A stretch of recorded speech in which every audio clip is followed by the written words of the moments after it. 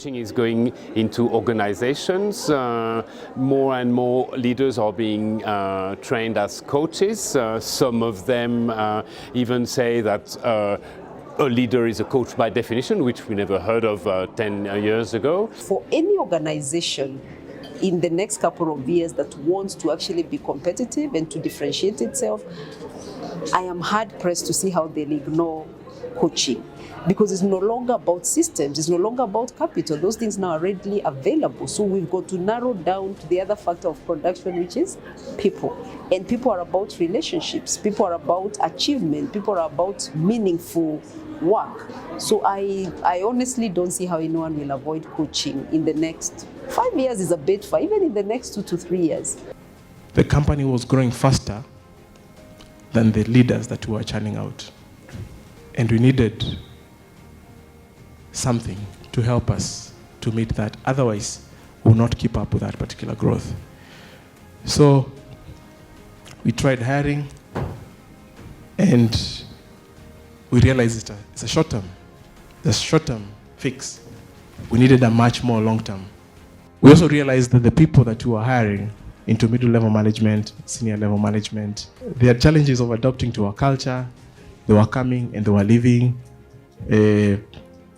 It's tough to recruit into a high-performing culture, especially if people are coming from a culture that is much more lax. So we met Aileen. That was about 2012. And Aileen helped us to demystify what is coaching. Our understanding of coaching was totally different. In fact, if you told me that I needed coaching, you were literally abusing me and telling me that I'm not worthy to be where I was. So we understood what is the difference between coaching and training, what's the difference between coaching and mentoring, and just the entire development process of a staff.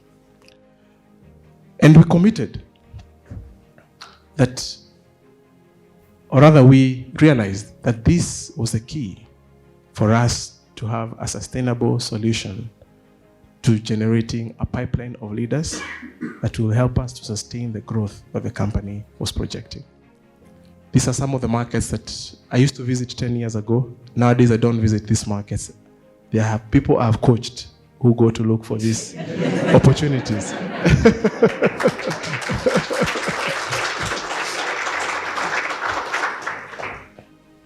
And today because I don't go looking for opportunities.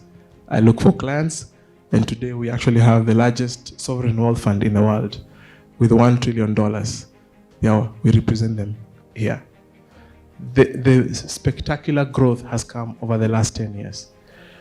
And the only thing that changed was leadership. So develop is really where coaching comes in. We attract the very best, but you've got to do something with the very best. You've got to develop them. You've got to give them an experience that they cannot find anywhere else.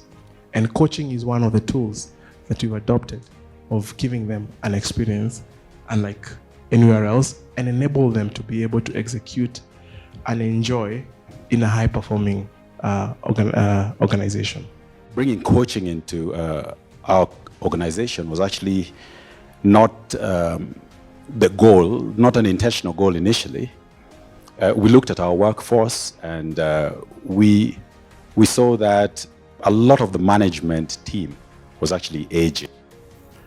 Because of the organization and how it is, we've actually had people working for us for 20, 25 years.